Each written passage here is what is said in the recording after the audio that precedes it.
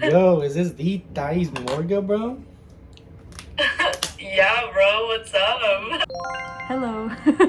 Welcome, Tais, to the second episode of season 2 of Lalos Office. I am really happy to have you here. How are you feeling?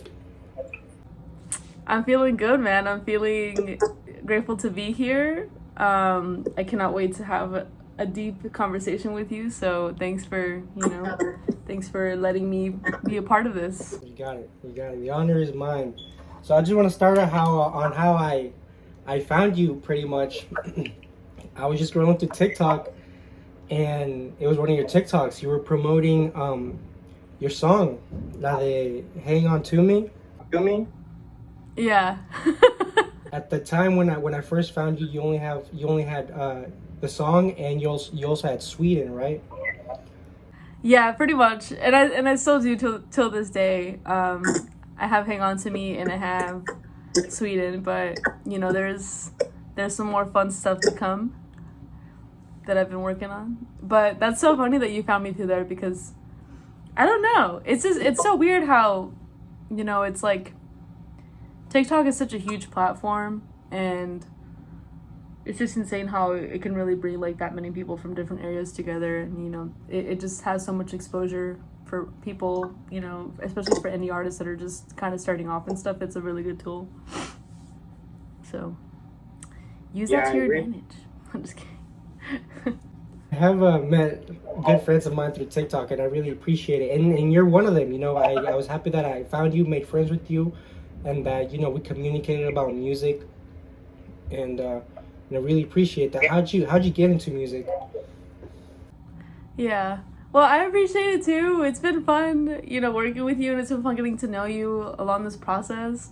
And how I got into music, well, I guess like the very origin of it all was I started orchestra when I was about, I want to say I was in 6th grade. I started, really practicing and learning about the cello. I think at the time, like they had forced, a bunch of kids to either pick, orchestra, I think or something else to have an elective in, and so I chose orchestra. And I know it sounds kind of like nerdy and boring, but that's really where it started. It started when I started to learn how to play an instrument, which was the cello, and then I ended up playing the cello for 6 years after that. But it really started from there, and that kind of is what opened the door for me to start, looking and listening to music differently versus just listening to it because it's fun and it makes me excited. And I started to look at it from a different perspective ever since I started playing classical music, and kind of from there, music has always been playing a pretty huge role in my life. I think I got a bit more connected with production and writing and fully producing music and getting into that when I was starting off my college journey. I think when I was a sophomore at this community college where I live, and I was studying film. Film, out of all things. I was studying film, and I met some pretty cool people who I was working on some films with at the time, and like they had their own music group happening. They had their own music group. It was like a side thing, and they were planning on, going full scale with it and everything, and I was very curious about what they were doing, and so I asked one of them if they could, show me the music and stuff, and if I could somewhat be a part of that. And they said yes, and so I ended up connecting with them. Shout out Allergies. Shout out. But they said yes, and they let me be a part of their music group, and that's kind of where I really started to drive, producing music and learning how to write and helping them write some of their things, and just having like a perspective on the production side of music that's basically what that opened up for me. And unfortunately we didn't get to continue that. It was, COVID started to happen and a bunch of other things happened, and we weren't able to continue, but that's basically where I started to get a deeper understanding of production and writing and everything. But initially, where it all pretty much began was when I was in orchestra. So, yeah, that's that, baby.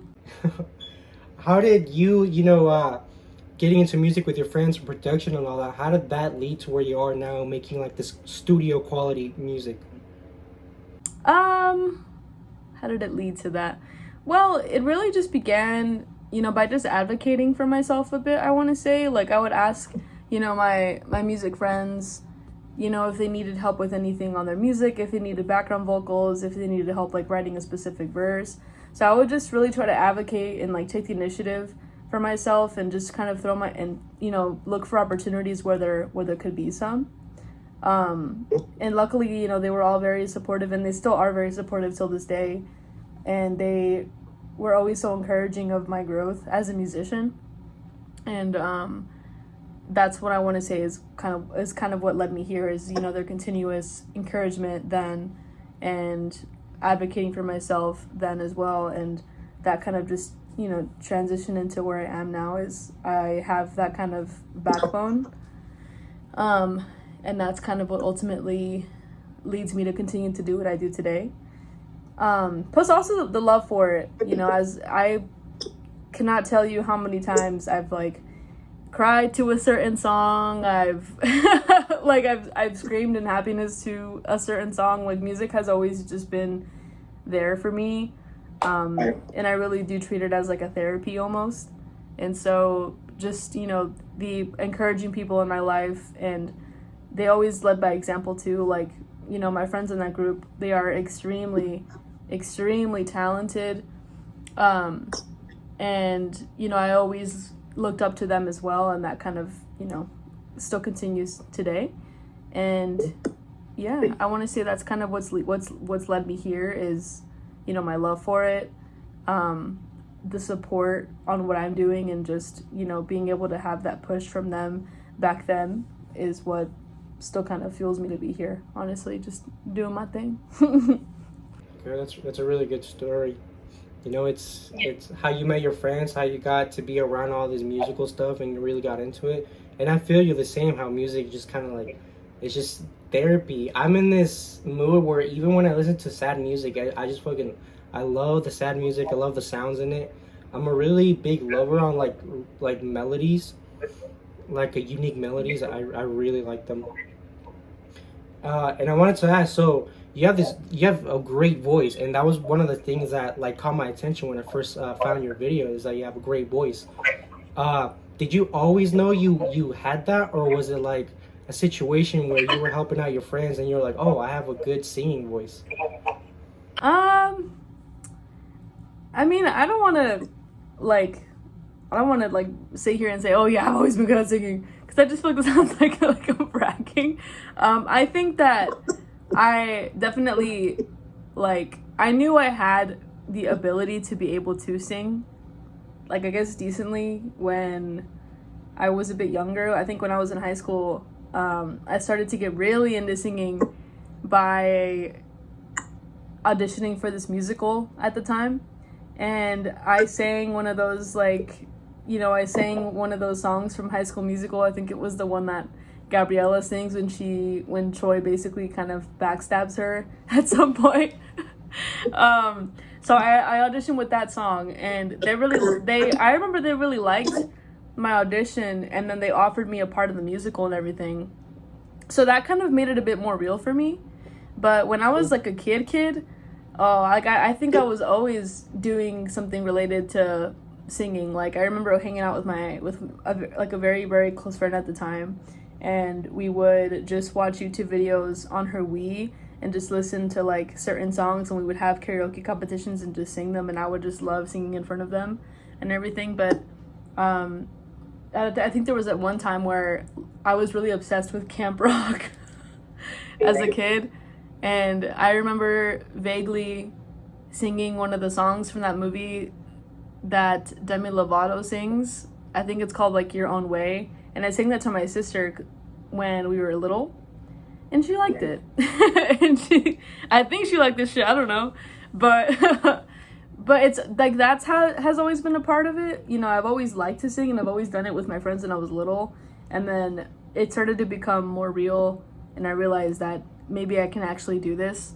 Was in high school. You know, I started to do that, and then I started, you know, just singing with a lot of the choir people for fun. Like, I was always connected with like the choir kids, the band kids, the orchestra kids. We were all kind of like one big group, and you know, I would always just mess around with them and sing with them too, especially the choir kids. But I'm not gonna say like, oh yeah, like I'm like the best singer ever, because I don't think I am. But I think that I definitely understood that I wasn't that bad at it when I was in high school. Like, I would say like, yeah, like when I was in high school, I would say I think I knew then that I was pretty okay with singing. I never took lessons or anything with you know, with singing. It was just something that I've always just been doing since a kid. And even now, like, you know, before I record vocals, I don't do any warm-ups or anything, which I probably should, but yeah, I think what's just led to it is just a lot of practice, honestly, with just certain songs, especially when it came to a lot of like Whitney Houston music. And I know people may or may not come at me for this, but I was obsessed with Ariana Grande at some point, and I always like would like literally scream her songs in my room. You know, back in high school. Yeah. When she was really, really big, I want to say was when I was in high school, and that's when I was like obsessed with her music. And I always just kind of challenged myself to sing her songs, and even try the whistle thing. I tried doing the whistle tones. That shit is difficult. I don't know how she does that. But yeah, so I hope that answers your question. Definitely. Let me ask you about like your writing process too, because you know, I used to make music too back in high school, and I would just drop music, and I would just take the energy. It was a lot of sad music, so I told myself I always took like this heartbroken energy I had, and just put it into writing music. And so, do you have a process like that? Something that you think about, something that drives you to write what you write? Yeah, for me, it's definitely, you know, whenever I'm feeling a certain thing, whenever like certain moments are happening in my life, I think that's when I tend to write the best. And I want to say that's probably most musicians, but usually that's like the driving force. You know, if I'm going through something and, you know, I'm feeling kind of stuck or feeling suffocated in whatever it is I'm going through, whether it's something to do with love or something to do, you know, outside of love, like a personal issue, a struggle somewhere. If it's really bugging me, I will like try to release that energy into songwriting. And when those moments happen, I want to say that's when I write the most. So usually that's kind of what like that process could look like. Even when I'm happy, I try to write things too. It's not just when, you know, unfortunate things are happening, but usually when I'm happy, I try to write happy things as well. But I actually have a hard time writing happy things for some reason. Maybe it's because that doesn't happen often, but but usually like that's kind of what it looks like. Is, you know, it's usually like there's something happening, and if it makes me feel like shit, then I want to write about that. I want to kind of release that, because at the end of the day, it's a therapy for me, and it makes me feel better.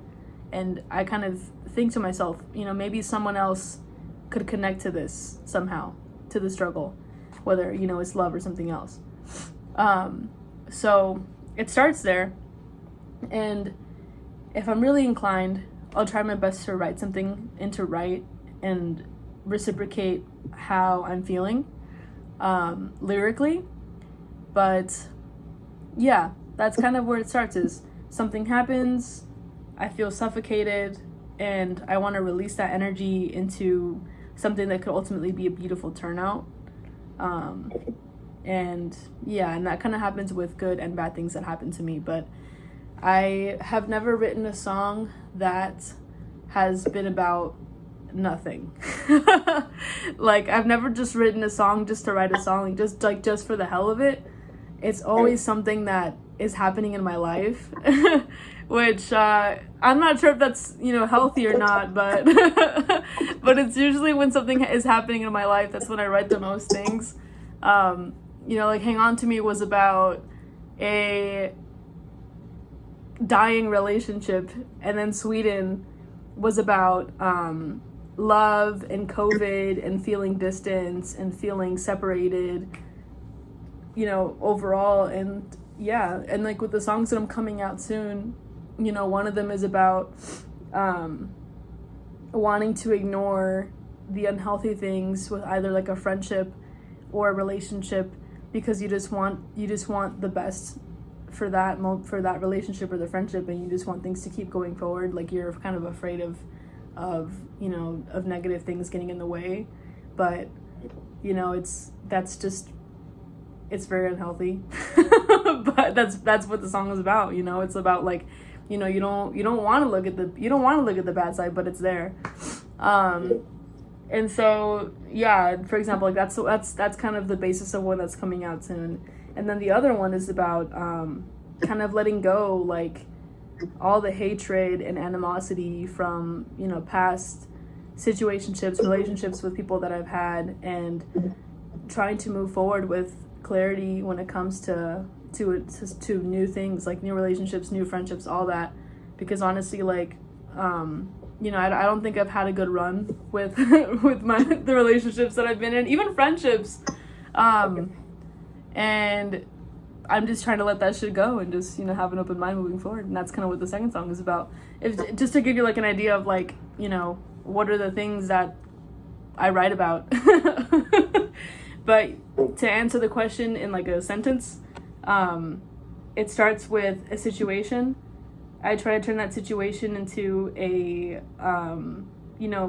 into lyrics that help me cope and like really process what's happening in my life. And then if I feel like what I'm writing is good, it's valuable, and I feel like other people could find value in that or even find their own peace in it, then I move forward with whatever that song is about.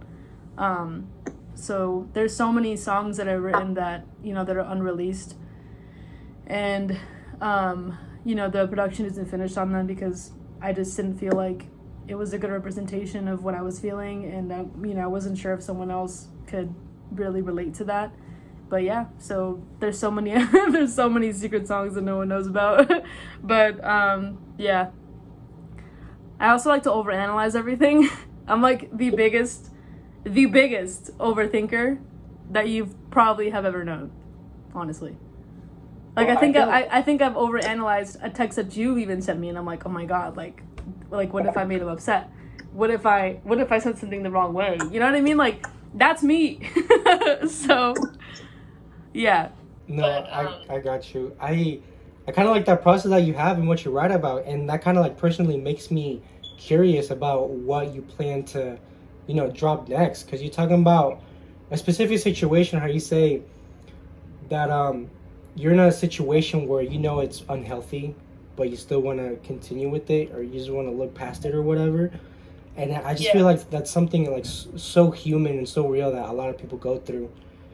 And it's just cool to know that other people have felt the same way. I don't know, when it comes to like your lyrics mixed with the type of sounds that you're putting into your music, it makes me, I just think it's something that I really want to listen to.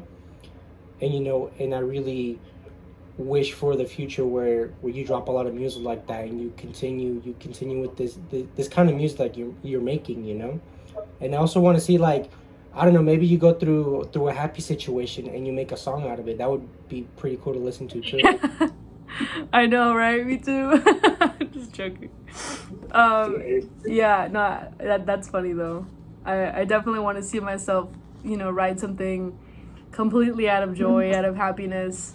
And maybe I need to work on that, maybe I need to take into consideration those happier moments in my life that I kind of tend to like not sweep under the rug, but I kind of let like the negative shit pile up on top of that stuff.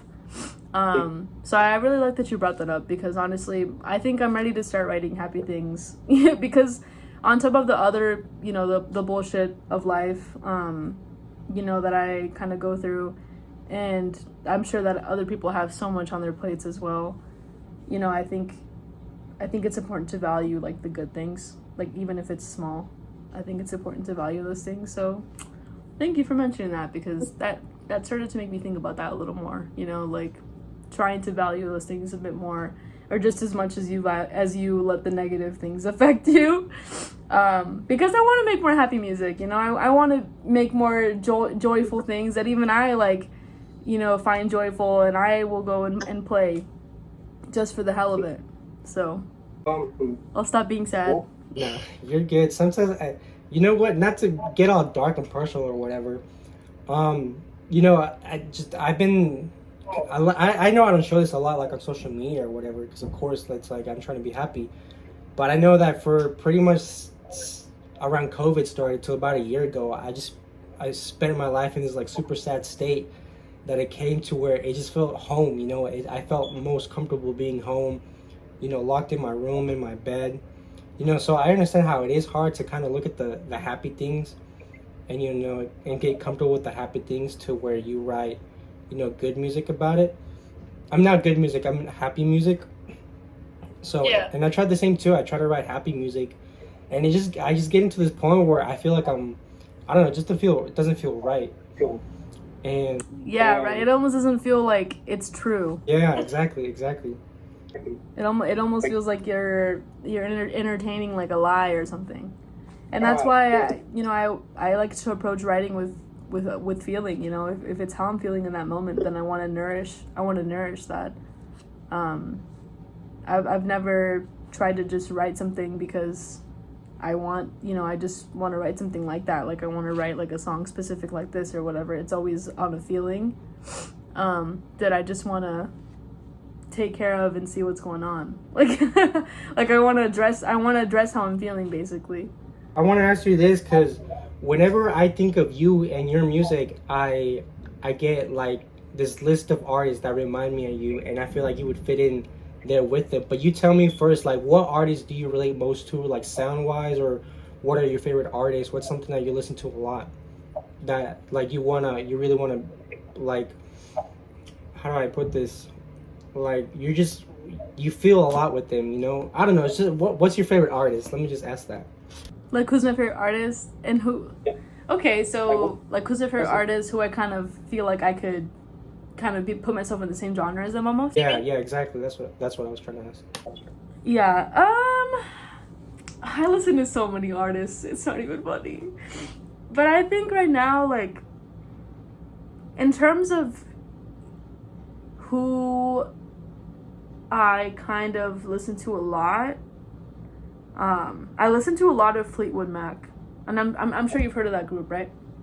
Yeah, for sure. Yeah, I listen to a lot of Fleetwood Mac, and I don't think I'm in the same genre as them at all, but I listen to them a lot because I know that the writing of most of their songs just always hits me pretty hard, and I listen to their music because of the lyrics, and I don't listen to many artists for that as much.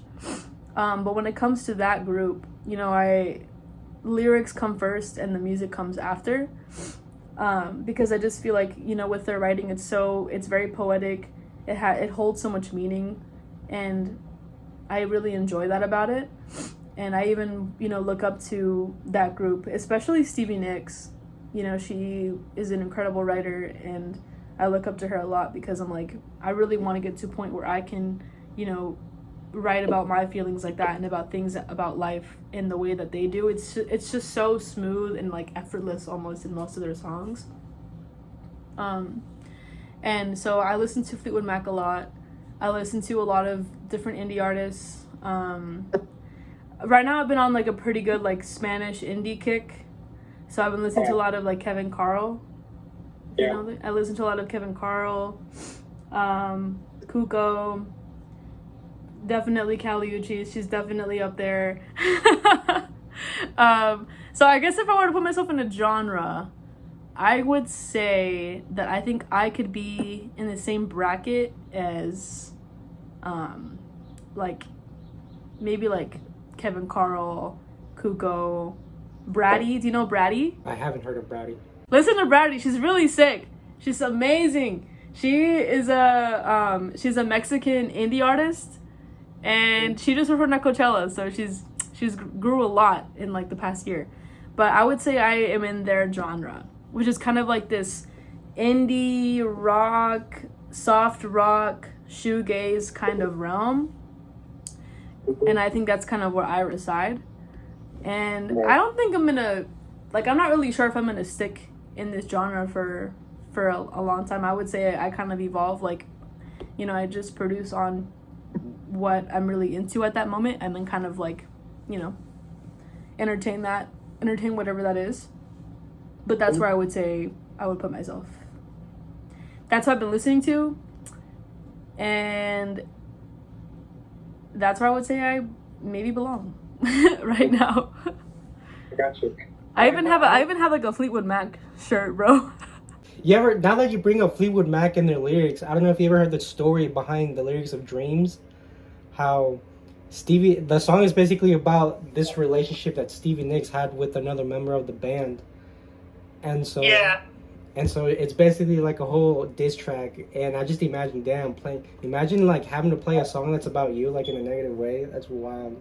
Yeah, and I didn't even know that. So you see what I mean? Like, it's just something that, you know, when they write, it's like, it's not like they write the music and she writes the music, but it's not like in your face, like, yeah, this is what the song is about. That shit makes you think about it a little bit, and makes you think about, you know, what are they trying to say? What does this lyric mean? What feeling are they trying to interpret here? And I like that about their writing, is like, it's not in your face, it's not obvious, it's not, you know, you don't listen to the song and then you already know what it's about in the first like 3 or 4 like lines of lyrics in. And yeah, so yeah, because I didn't even know about that. Like, I didn't know it was about a breakup with somebody in the band. Yeah. So I wanted to tell you what vibes you gave me when I first listened to you. And this was a time where I was getting more into like indie, and I was really into like female vocals. And I hope this doesn't upset you or anything, but a thought that I immediately had was, oh, Latina Clairo. I was like, yeah, damn. Oh my god, I actually have gotten that a couple times. Yeah, and I love Clairo. I think she is just as good of a writer, and I would definitely put her up there with Fleetwood Mac, for example, Stevie Nicks. I would definitely put her up there, you know, in terms of like a high level like songwriting. She's definitely got it for sure. And when it comes to Clairo, like her music, like early Clairo, when I first heard her music, that was like another big driving force in terms of, you know, like what got me into bedroom music as well was Clairo. So I really appreciate that, and you know, I think she's an amazing artist, and it's nice to, I guess, be compared to Clairo. All right. Yeah. So now I want to ask you, what's your goal with your music? What's your dream? Where do you want to be with what you're doing? Basically, where do you want to be to where a point where it's like, okay, I'm comfortable, I'm happy, I got what I want. Like this is it. What's your goal? What's your dream? Man, my I feel like my dreams change so much, and you know, whenever they change, I tend to just nourish whatever it is I'm into at that moment. And so right now, I have this goal of just really advocating more and more for Spanish music, particularly Mexican Spanish music, because I mean that's just kind of who I am. Like, you know, I grew up in Tucson, Arizona. I moved out of there when I was 18, and now I live in like the DC area and stuff. And you know, I have such a huge appreciation for my culture and who I am and my background and everything. And my goal with music right now is to just really nourish that and just advocate for that more and more. So I'm going to be releasing more Spanish music, more songs that kind of assimilate like the music that I heard kind of growing up, and just really expressing my appreciation for it and spreading it into the world a bit more. Because I feel like it's something that I wouldn't say it's under the rug. Like, I wouldn't say Spanish pop, you know, Mexican indie artists aren't as, you know, there's not like many of them. I think there's a good amount of them for sure. And I want to be in that category with them. I want to be with them, supporting that movement and advocating for, you know, that style of music and everything, and just kind of getting it more into the media and helping it become more common, I guess. Yeah. So right now, I think right now there's a huge drive for that, and that makes me incredibly grateful to see. And I want to become a part of that wave with them. I want to move with them in that. So once I do that a little bit more, the next goal is to pretty much support other musicians. I want to be someone that an artist can go to help them like flesh out their ideas in terms of production, promoting themselves, all that. I want to even plan like a music festival one day for indie musicians, even not indie musicians too, and get it to the point of like almost like a Coachella style event, and like do that. And then the last thing that I want to die with is so I want to build, and I am in the process of doing this, an app that basically gives artists full control of their releases, how much money they can make, whatever, for an artist that wants to do it as a career, like they want to get revenue off of that shit. So I'm trying to build a platform that's for that, but also has that same customer driven aspect that who does it well? Spotify does that shit so nicely. Like, I've discovered so much incredible music on Spotify just by liking a song that I heard, and then they just recommend more and more and more. And the goal with that app is to basically pay artists a bit more fairly, especially for the ones that really do want that as a career, like they want to move their music into that level, and also the people who listen to the music as well, and still have that factor, and they're still considered in that process too. So that's kind of like my end goal with like the music stuff right now is, I want to keep advocating for Spanish music, especially Spanish indie. Maybe one day help other musicians, produce their tracks, really help them flesh out their ideas and everything. I've definitely was in a position where I didn't really know how to like fully flush out my ideas in terms of production. Like, it was always such a hill for me to get over, was trying to do that, was trying to really take what's in my head and put it into Logic, for example. And I'm definitely getting way better at that now, but I still have a long way to go. And I want to be able to become like that kind of, that point of contact for someone who was in my position at that point. And then start a fucking music festival. I want to like plan like a music event where we just bring a bunch of different musicians together, probably like a Spanish-based one, we'll see, and then maybe it'll grow into like more versatility in terms of genres. But I think for me, like, I want to start small and then grow bigger. Like, I know there's like an Asian musician-based festival. I think it's called like Cloud9 or something like that. But yeah, I want to, create the same thing, but, for like Spanish musicians and all that. And, so do that, and then, create this app and see what's good.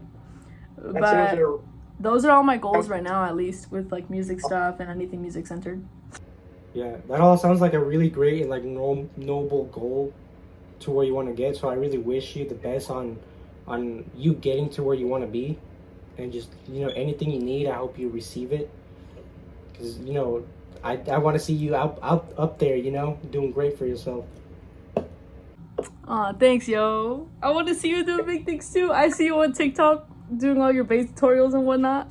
Yeah, I'm trying to. My thing is, I'm just trying to help people a way that I needed to be helped when I first started playing bass, because I would look at tutorials and I just really wouldn't receive or like learn what I was actually trying to learn.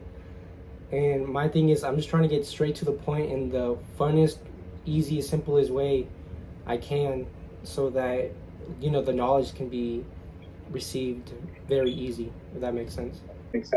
Yeah, that definitely makes sense. And I'm grateful that you're doing something like that, because I want to say that when it comes to playing the bass, I think it can be very ambiguous. And I feel like that's, you're creating a path that's more simplified for people to be able to get on that and, really tackle their interest with that. Right. Gotcha. Especially because I know that you do a lot of you do some tutorials on like Mexican music, right? Yeah, that's mostly my thing right now. I really enjoy playing like the Mexican music, but I also do like playing indie music a lot on my bass. It's just I don't know a lot of indie songs, but I do really like listening to indie music. Yeah. Dude, I really want to make a regional Mexican song. Like that's the kind of shit I grew up with, like listening to. Like I grew up listening to that because of my parents. And then my dad got me like really into 80s rock when I was younger. Like Guns N' Roses, AC/DC, Scorpion, all that shit. Scorpion rules. Yeah, and I just like when it comes to the regional Mexican part, like I really want to, make like norteña so bad. like Desvelado goes hard. That's a classic. I would love to recreate Desvelado. I actually tried attempting to do it, and I'm still attempting to do it. It's so hard when you're so limited in terms of like instrument knowledge. Like I haven't played the bass like that, or I'm not that decent. I'm not that good at the guitar, but I want to get more in touch with like how to produce that style of music, like cumbias, norteñas, regional Mexican music as a whole. So I guess that's another goal that we can add to the list. You know what? A song I think would be great that if you recreated it because of your voice, and I think you would sound great on it. If you remade la de Nunca Suficiente, you know that one? I don't think I know that one. You should send me a song. Send me the song. Cumbia, it goes Y tú te vas. Oh yeah, I've heard that song.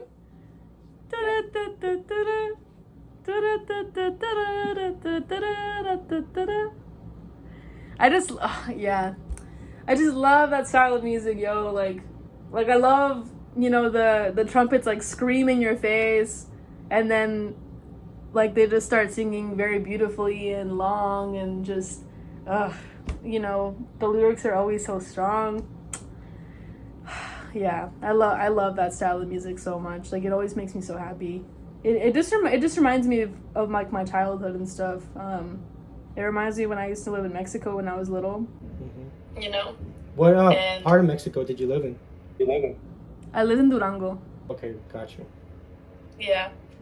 You're Mexican, right? Yeah, I was born in Jalisco. Oh, you were in Jalisco? Where do you live right now in the U.S.? I live in Oklahoma. What the hell? How did your family end up in Oklahoma? I don't know. I remember so first we moved to California. We were living in Southern California. Then for I think something I asked myself, I could see myself like living in South California. Not now, but like I could see why we would settle there. But when it comes to Oklahoma, I asked myself that question too. All I remember is that we had a relative here in Oklahoma, and he went to California to pick us up. And then, I don't know, we drove back to Oklahoma. We ended up staying up here. And I guess that's how I'm here. But now that I look at it, I do like living here, especially because of like expenses. Like gas isn't that much that expensive here. I visited California not too long ago. And I don't know, I looked at the price of everything, and I was like, I don't know if I could live here, especially with the traffic and everything. I was like, nah, dude. Oh yeah, you're not gonna catch me living in California. Nope. I used to have this dream of like moving to LA and stuff, but after visiting LA and learning more about LA, it looks like a great place to visit, but to live, just anywhere in California for me, no. It seems very, very busy all the time. Interesting that you bring up the question of how I ended up here, because I know somebody who lives in the DC area too, and they tell me, all your people are over here, and that's because I guess a lot of people from Jalisco live in that area, and I'm like, that's wild. How they end up all the way out there? Yeah. Sometimes I think about that, and I hope that didn't like offend you or anything. It was more of like a curiosity point, because I think as we both know, like there's definitely higher populations of of Mexican people like living in areas that are closer to Mexico. And like, for example, like I'm from Arizona, and that was like the first place that my parents decided to emigrate to when they were deciding to move to the US permanently. And, you know, for some people, like California was a big one, Texas is a big one, even like New Mexico is pretty big.